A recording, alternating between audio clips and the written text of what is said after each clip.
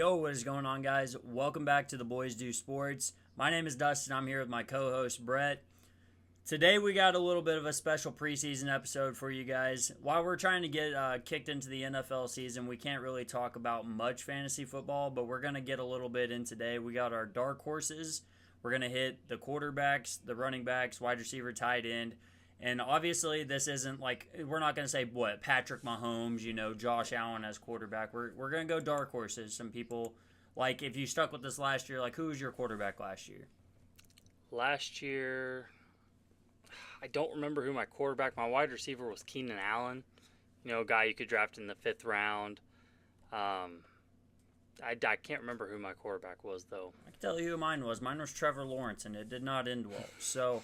That's right. Like I said, like this is just something. It's kind of like our hot takes last week. Like it's something we can look back on and see what we can, it's just shot in the dark, right? So and then after our dark horses, we're gonna hit some takeaways from preseason week 1. Feel like there's a lot to dive into. So you want to hit us with your quarterback? Yeah, I'm gonna go with Kyler Murray.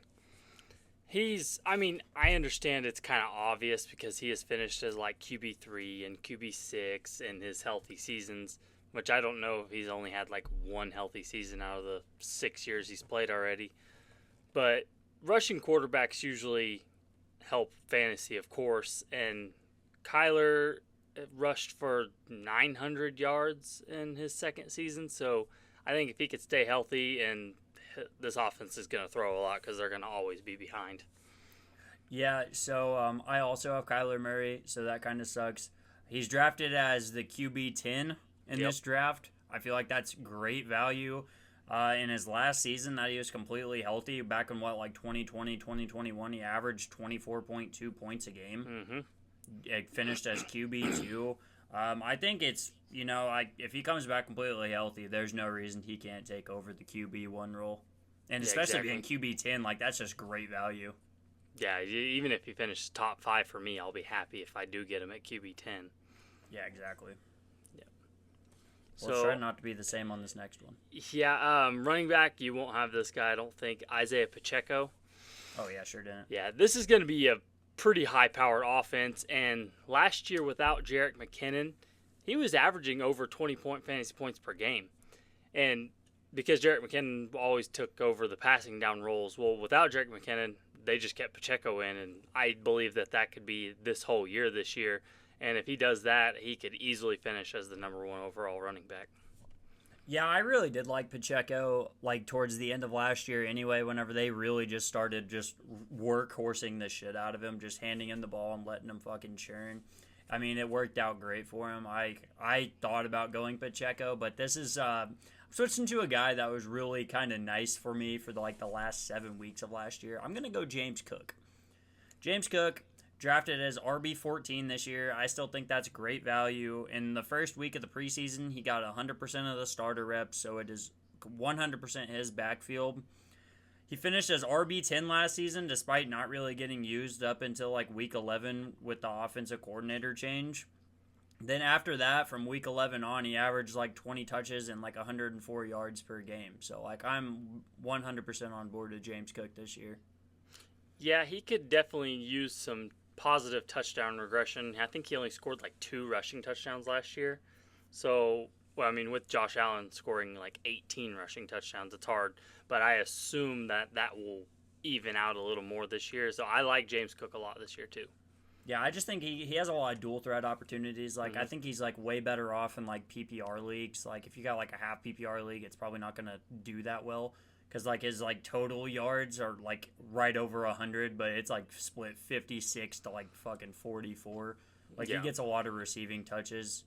And I think I took his under 90 receiving and rushing yards in a game last year, and he busted my ass for 230.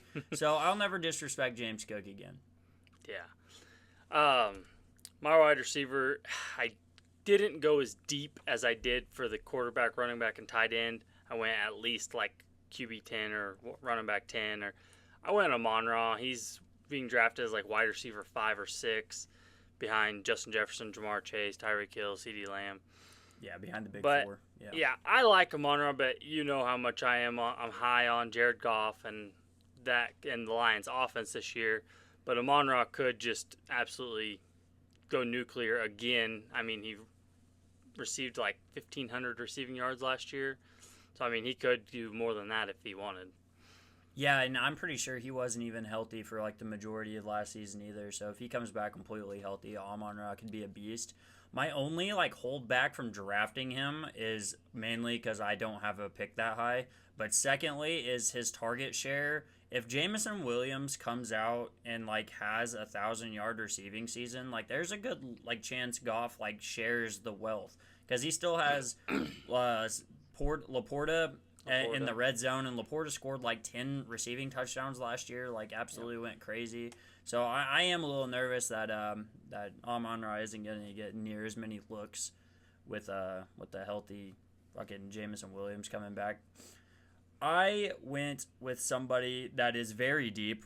I went deeper than both of the last two. I went with the wide receiver 19, Cooper Kupp. So I really just kind of throw a shot in the dark here. I'm not too sure. He's going to be 31. I think that he still maybe has a killer season left in him.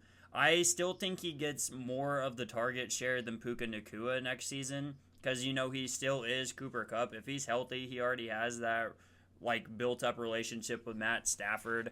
I think he still scored, like, 5 receiving tutties last year despite missing, like, 10 games. So, yeah, I think Cooper Kupp could have a good season left in him.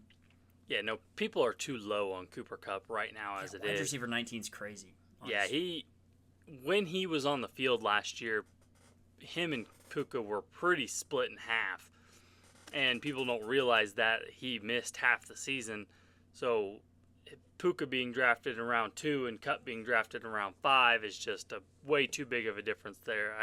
I understand he's old, but damn, he's still good. He's 31. Yeah. Like, let's hold it back. Like, this is a professional athlete. He's 31. He takes care of himself. He's going to be fine. He's still fucking Cooper Kupp. Plays a real well slot role. It's not like he gets the shit beat out of him a lot. Yeah, well, it's not like he's going to try and burn everybody. It's not like he's like a speedy wide receiver anyway. Like, yeah, he's got burners, but it's like that's not his game. Like, he's going to catch 10 catches in fucking 10 yards a pop, you know? Like, it's going to be those type of games. He's going to get 20-point games every fucking week. I guarantee it. So, yeah.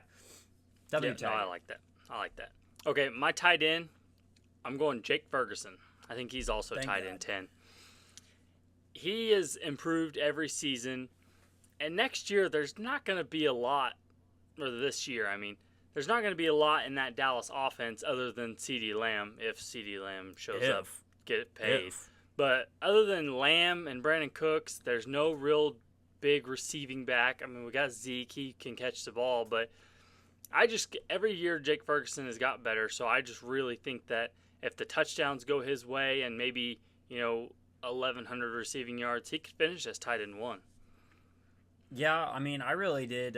He became a bigger part of that offense as the season progressed last year, mainly because I think CD started getting like so much attention towards the end, like of the season. Like he was literally had like 3 eyes on him at all times.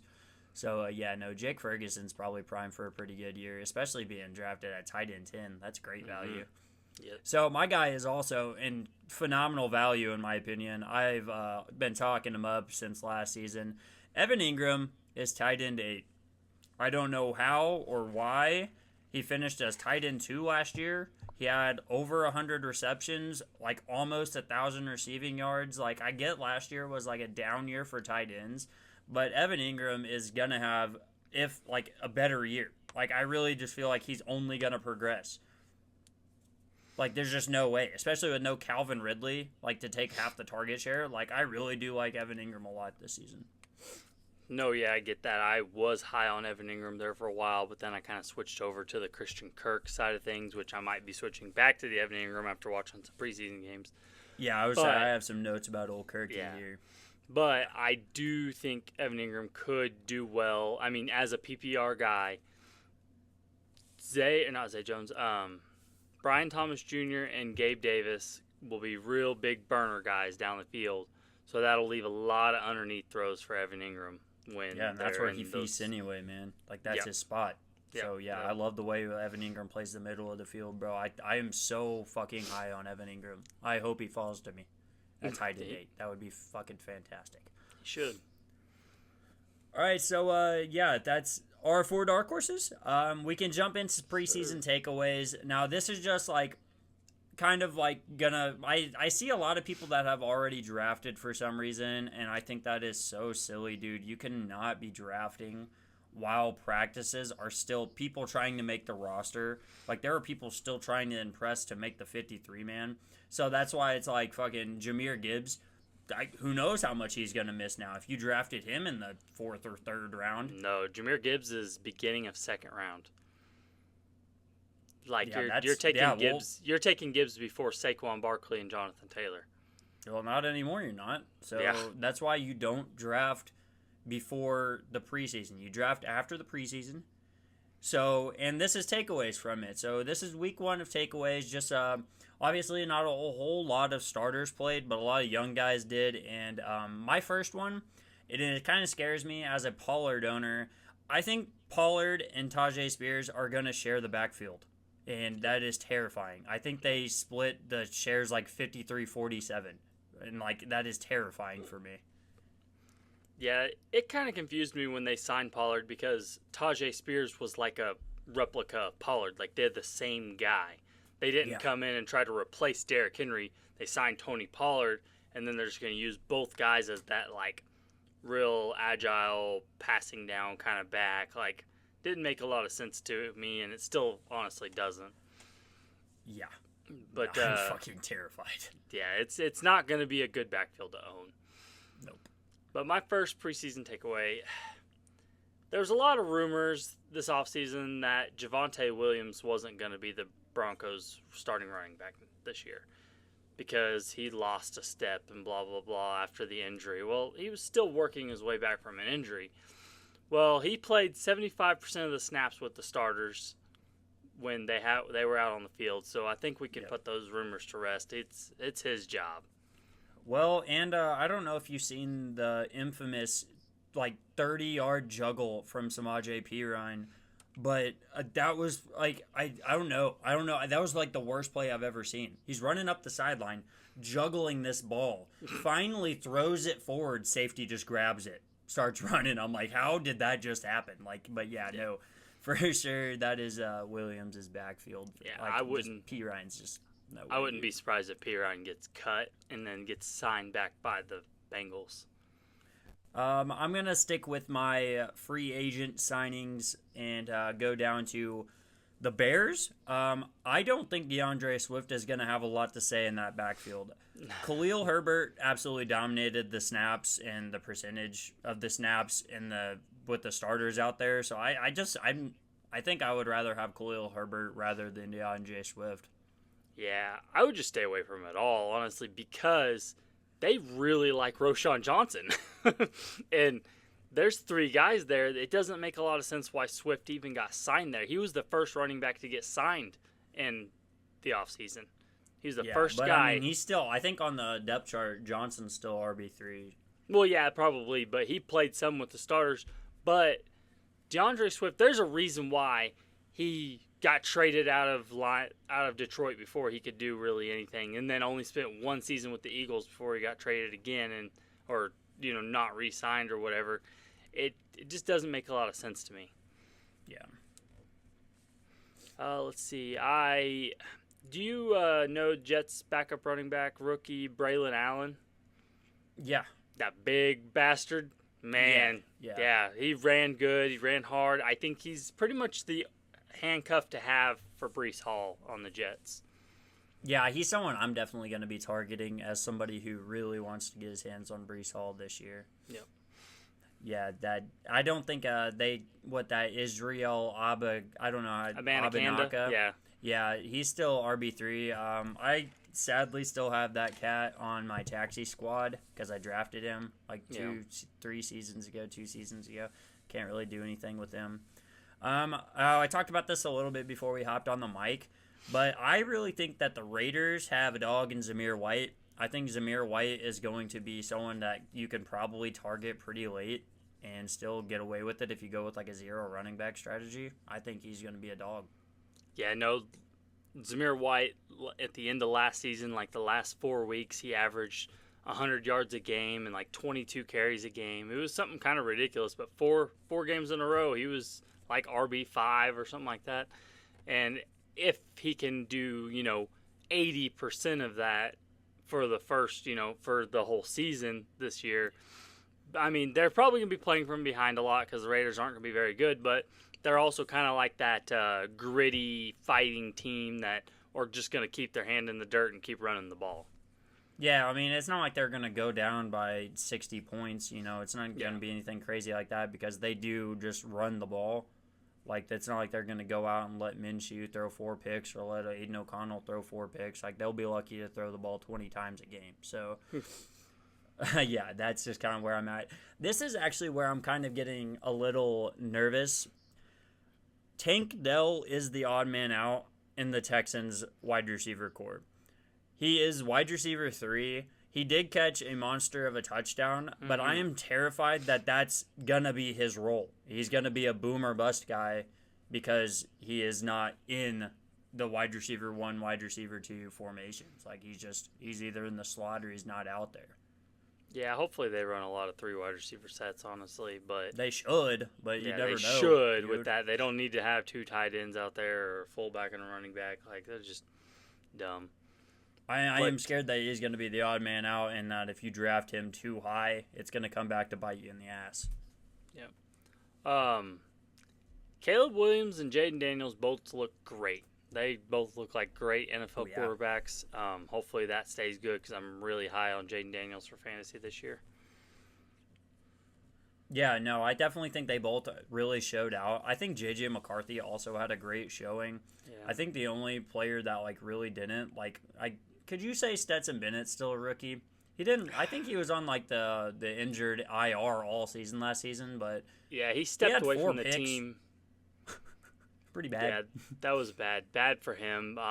Definitely wasn't good. He's like turning 27 this year or something. Oh yeah, no, he's an old man for sure. But yeah, no, he's like the only one that I really think didn't have that great of a showing because Bo Nix looked great. I think I've been chirping it on Twitter for like the past week. Bo Nix is the QB1.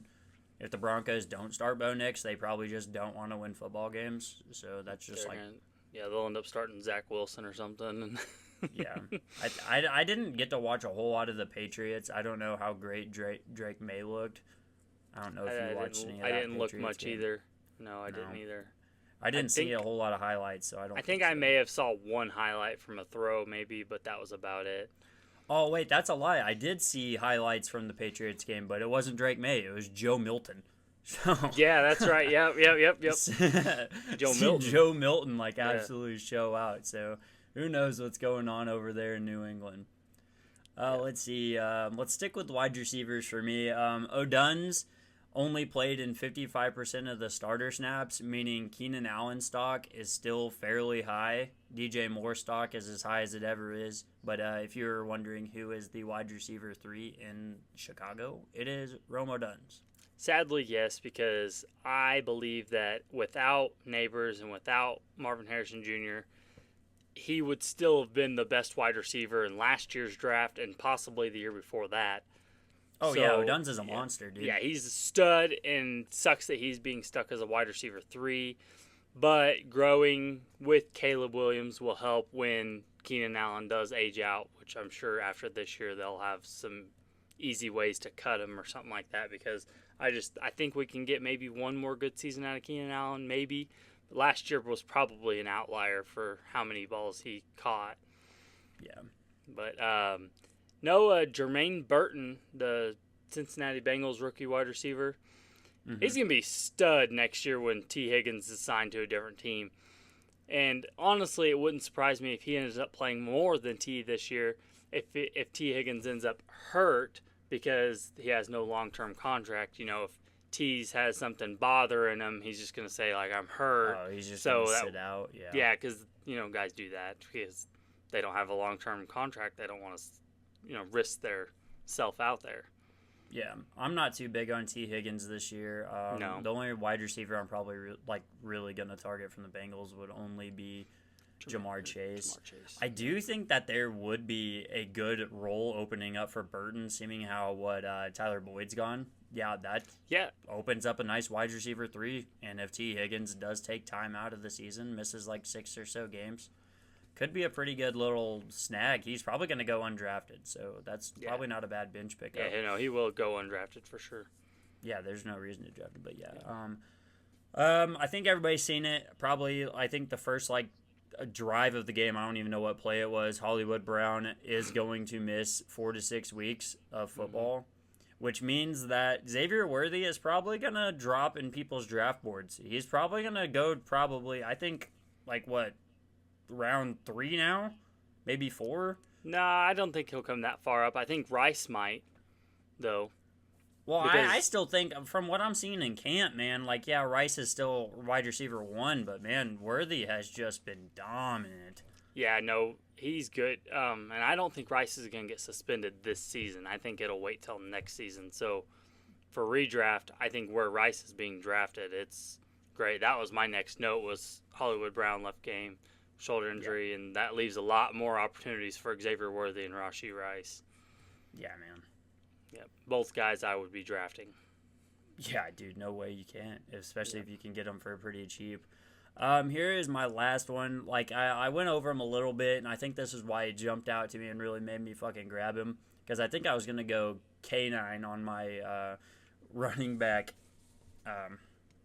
dark horse, but James Cook got 100% of the starting snaps. That was the, I'm pretty sure that is the only one that isn't splitting a backfield, and I love running backs that don't fucking split backfields. Mm-hmm. I love them, dude. They're out there 90% of the snaps half the time, and then, they get pulled on, a third down whenever it's, 3rd and 1. Dude, I love those fucking guys, man. Dogs. Yeah, for sure. Yeah, that Hollywood Brown was my last one. All right, yeah. I mean, if you got anything else we can take up here, do you have any predictions for next week? Who do you guys play? The Cowboys? Cowboys play. I don't even remember. I looked earlier today and I don't remember. Yeah, I know we're getting Eagles and Patriots Thursday night. The Giants also play on Thursday night. I'm pretty sure. Let's look. Preseason week 2. Eagles, Patriots on Thursday. That's the only one. All right. Giants play the Texans on Saturday. Saturday at noon. What a weird. Preseason's so weird, man. But yeah. It is. I think the Cowboys. Let's see. I'm looking at Raiders. Yeah. At Saturday at 9 p.m. Woohoo. We get a Saturday night game? Preseason's so weird, man. Saturday night, 9 p.m. No, it'll start at 7. You think? Well, yeah, that's 9 p.m. Over in California. They'll start at 7. Maybe, dude. I don't think I think it's that makes sense. Or it's 7 in California and it's 9 here. I think that might be what it is, buddy. Maybe. But it could be one of those 3-night games. Yeah, that's true too. Yeah. Well, yeah, if that's all you got, we can wrap this one up. Yeah, that's all. Yeah. All right, guys. Like always, thank you guys for all the support.